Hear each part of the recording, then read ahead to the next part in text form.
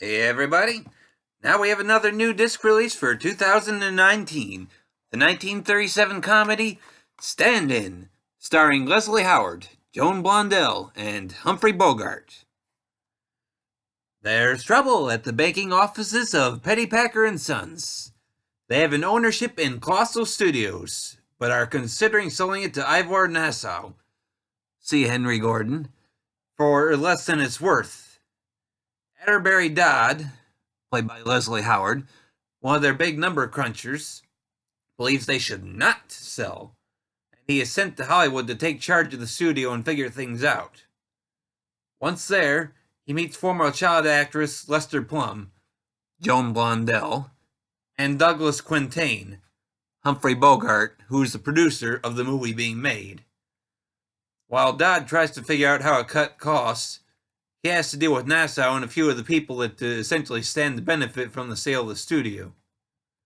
Now, I'll admit, this is a movie I had never heard of previously, and it was mainly Bogey's presence in this movie that appealed to me. This movie did turn out to be a wonderful surprise.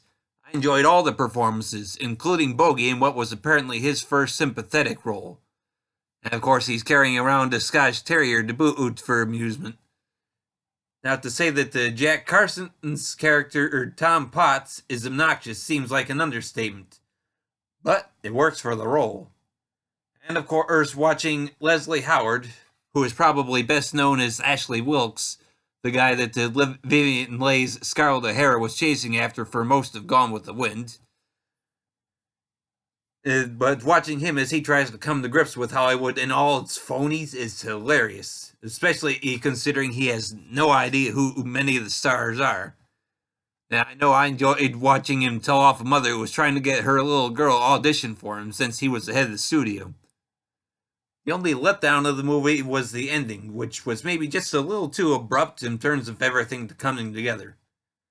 That, and I kind of wish they'd done a little more with the quirky residents of the boarding house that the Dodd stayed at. But, outside of all that, I found myself enjoying this movie quite a bit, and I would heartily recommend it. Now, this movie has been made available on Blu-ray and DVD by Classic Flicks.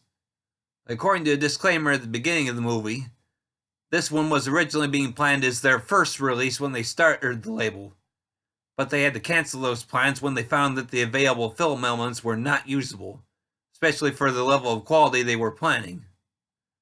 However, they did find some better elements at the British Film Institute that, while not perfect, were good enough to work with. And the resulting transfer looks pretty good. There are some scratches here and there, but this is likely to be the best the movie looks for the foreseeable future. And the movie is 1 hour and 30 minutes in length. Well, folks, that's all for this movie, so thanks for listening, and keep tuning in again for more.